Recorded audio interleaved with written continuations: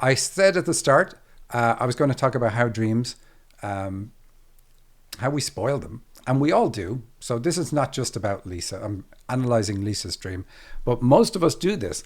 And I can tell when I'm looking at somebody's dreams, if they start a therapy, start working with me to heal issues, I can tell where they are at in the therapy based on how much they spoil the dream.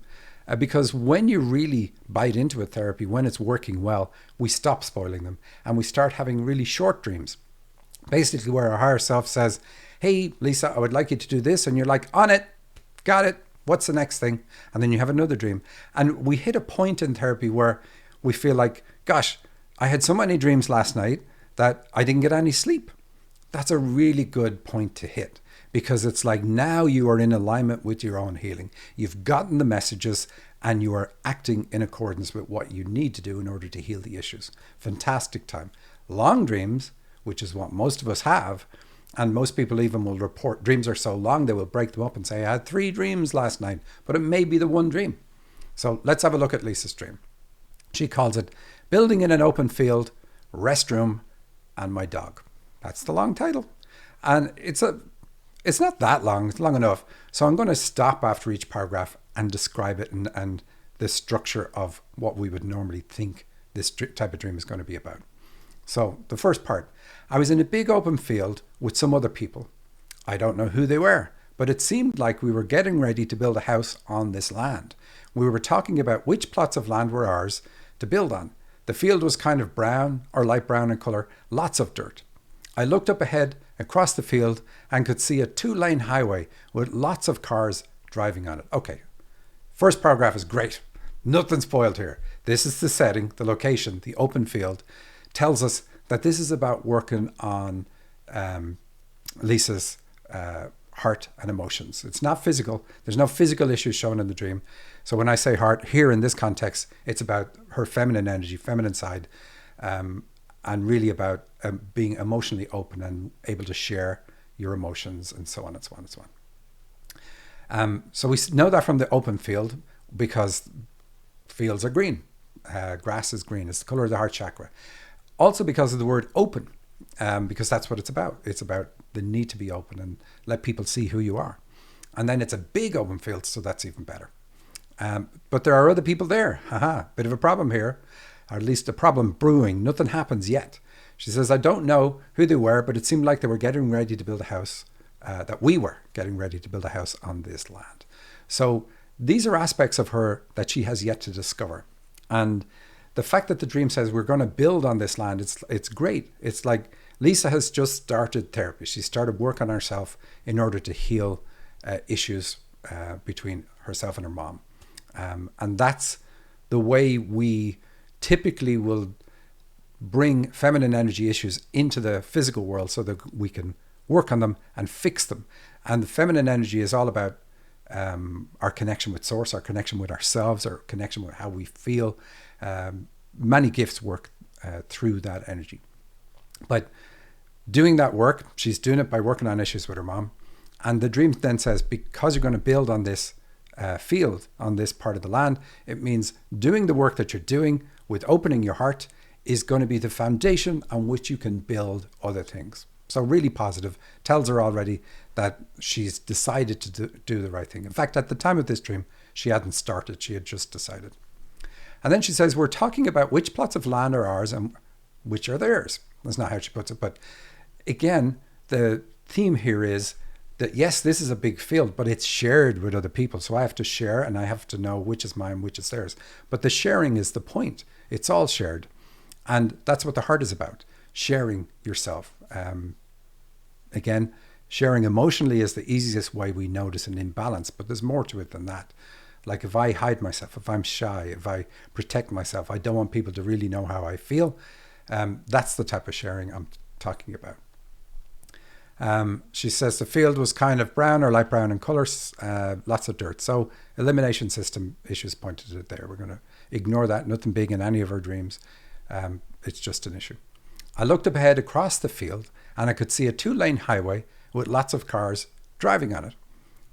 What do we know from this? Anything in front of us in a dream is the future, behind us is the past. So this is something in our future. And she even says this is up ahead.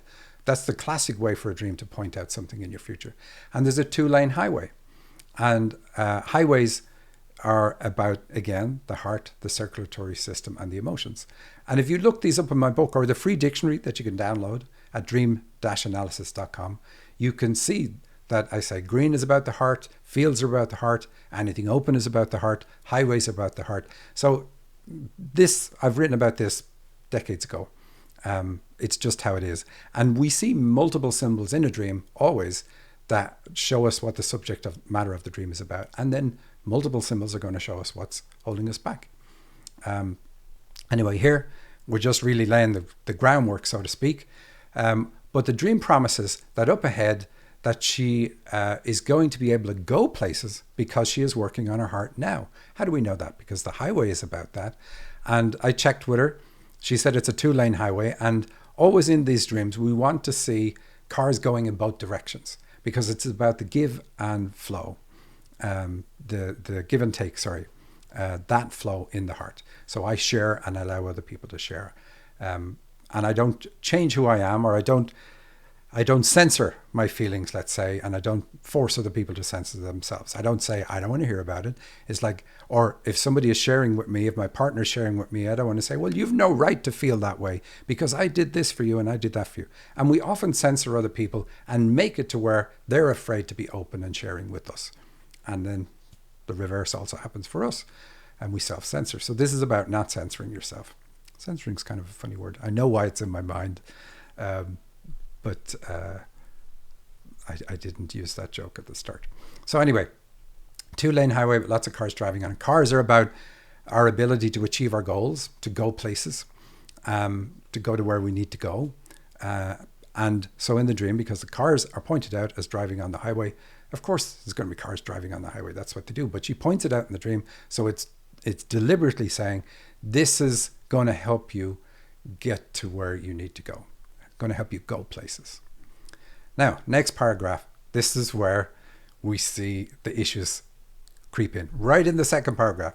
She says, for some reason, I needed to change my clothes or my shirt, but we were in an open field. So I had to find a private place to do this. Oh yeah, of course.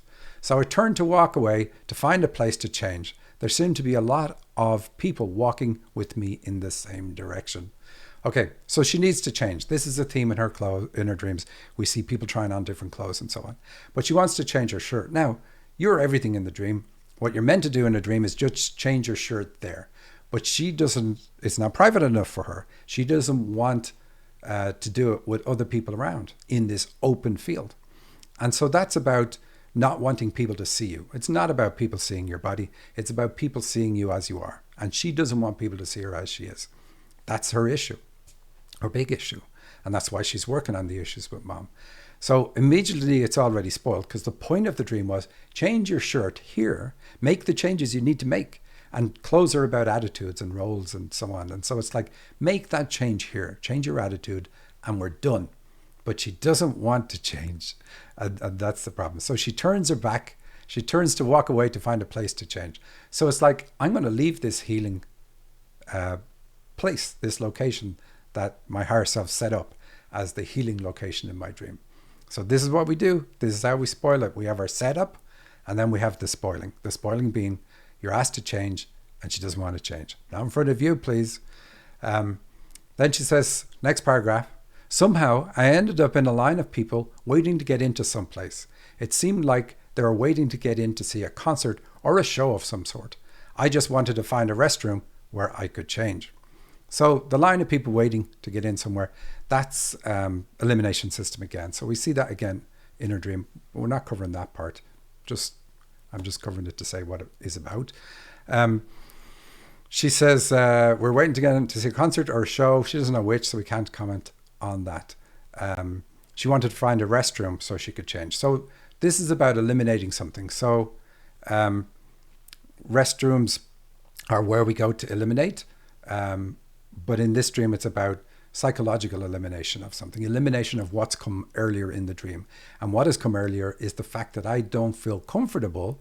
And the whole reason that she's trying to find the restroom to change is I don't feel comfortable with other people seeing me. And so that's what it's about eliminating, that discomfort. Next paragraph.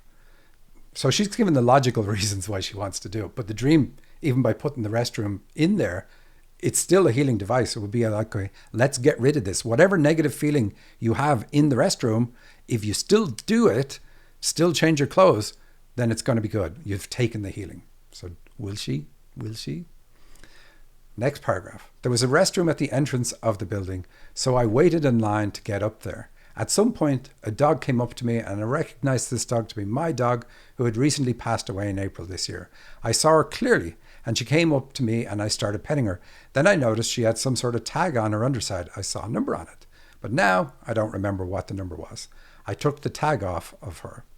Okay, I could have probably skipped this bit, but when we approach a building in a dream, that's about coming into our mother's body, coming into the physical world. So the first physical structure we enter in a dream is coming into our body. And where are we when we come into our body? We're in the womb. We're in our mom's body.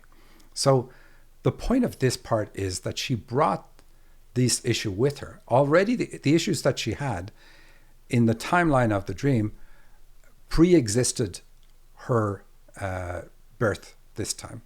And that's useful to know, because when you see that in a dream, you're able to say to the dreamer, you've always had this issue. I bet you can't remember any time in your life when you didn't have it. And she, of course, confirms it. And what is the point of that? If you're trying to find its source in this lifetime, you won't, because it isn't in this lifetime.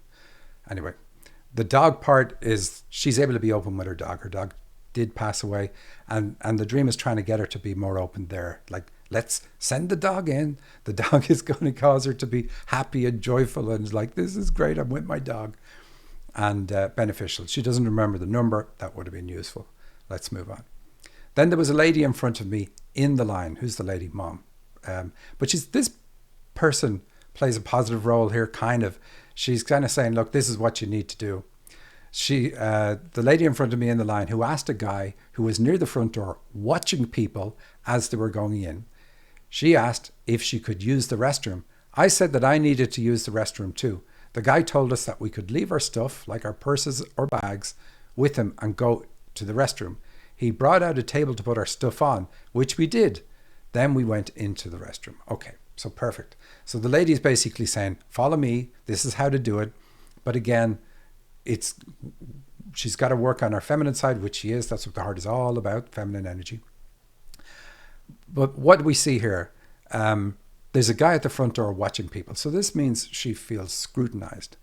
And because, again, we see this before she even goes into the building, it means this is pervasive. All through her life, she's going to feel like people are watching me or are critical of me or whatever it happens to be. And that gives us a huge clue. This is one of the reasons she doesn't like to be open, because she feels like whatever she shares is going to be used or criticized, and she's going to be criticized. Even if people don't criticize her, she's going to be thinking that they're thinking critical thoughts about her. And so that tells us what she has to work on. Again, she brought that from a former life. It doesn't matter. She can work on it in this lifetime by focusing on the issues with mom. That's the point. And he brings a table out for them to put their purses and bags on. So again, this is stuff from a past life, and he's saying, leave this behind. You can enter this building, in other words, go into this lifetime without this baggage. Now, she doesn't succeed, but that it shows her the point. That's the point of this lifetime. I mean, she has the baggage in this lifetime, but the point is to eliminate it, leave it behind. That's what's on the table, because he brings a table out for them to put it on. That's what you got to do. Focus on letting go of this stuff, this old stuff. Then she says, the restroom was huge and I was walking for a while just trying to find an open stall, and I went into one stall, turned around and realized that there was no door on the stall. It was just completely open to everyone else in the restroom. So I decided not to use that stall. So there we go. She finds the restroom, but it's still not private enough. And usually, like, in a locker room, it's all the same gender, and it was in this dream as well. I asked her. And she still doesn't want to change in front of all just the women. And so it still shows she brought this difficulty with her. She brought this issue of not wanting to be open because there's no door on the stall. It's another symbol, in fact, for birth. It's a perfect symbol of being in the womb. But like a small enclosed space. So anyway, she also says it's an open stall. So we see what she needs to do is be open. And we see the word stall, which is kind of a pun on it's a block. It slows you down. So you got to work on this. You got to fix this. But she's not happy. What else? Yeah, again, so remember, people seeing her while she changes is about people seeing her and how open she is. And she doesn't want to see people to see her for not so much who she is, but she's afraid to share, afraid to be open because she feels like she's going to be criticized. I went looking for another stall with a door. I kept walking. The restroom went on forever. So this is like a karmic reference. So this means that she's done this before. She's had another lifetime where she's tried to deal with this and hasn't been successful.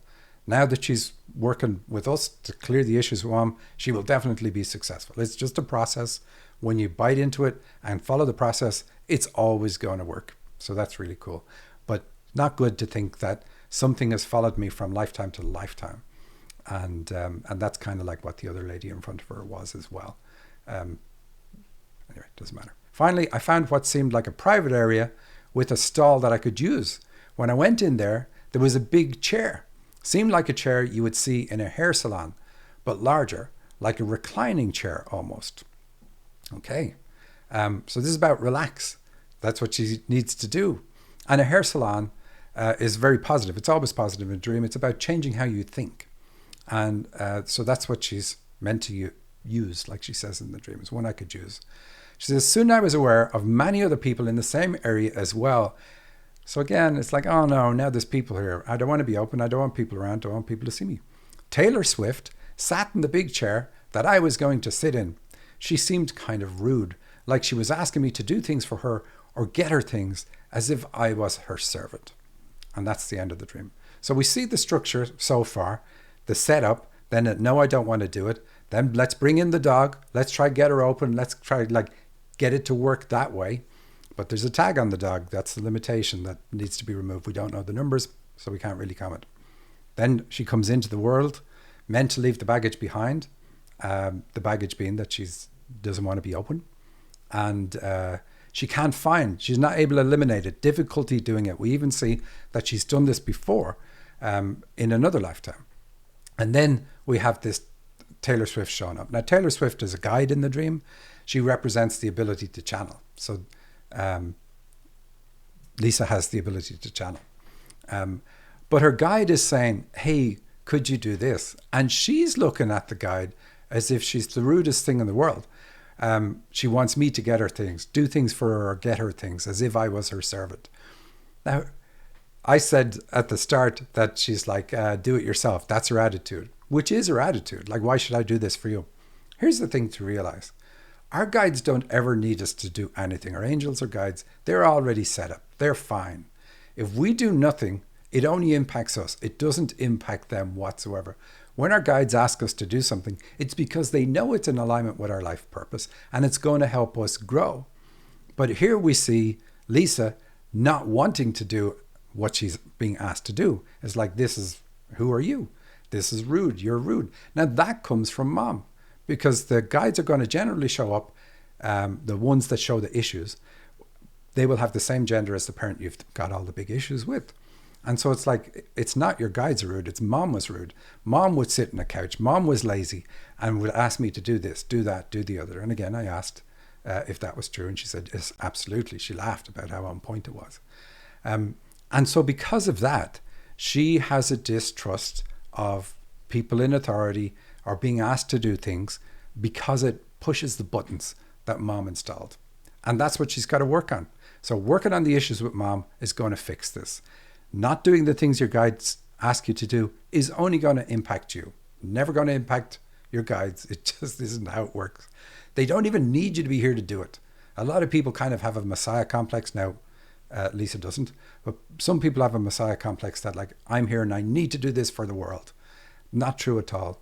You never need to be the one here doing anything. But by being here and being chosen to be the one to do it, it gives you the opportunity to grow and also do things, yes, that can be done, but don't feel like you're the only one that can do them. The point is, what growth are you going to get out of your life by doing the things here, like becoming open, learning to communicate with her guides, which is what she needs to do, and trusting her guide, and get to the point where she has this terrific rapport with her guide, so that there is this trust and love between them, which will ultimately come. There's no way it won't. Always when you see this in a dream, you know that's guaranteed, and she will have this fantastic rapport with her guides. But the foundation that's going to get her there is learning to have an open heart, which is really what the whole start of the dream is about. So there we go. Seems like a structure. It isn't. It's just our higher self trying to recover a dream that we keep spoiling over and over and over. Until eventually our higher self sends in an authority to just tell you what to do, like Taylor Swift here, or else gives up and says, right, let's scratch this dream. Let's try another one. Thank you for watching this clip from the Dream Interpretation Podcast. If you want to hear the whole show, there's a link directly under this video. Please like and share with your friends, all of your friends. And don't forget to subscribe to the podcast at thedreaminterpretationpodcast.com. That's also where you can submit your dream to the show and have yours featured. You can also download my free dictionary that has thousands of symbols that will help you understand the meaning of your dreams. Thanks for listening.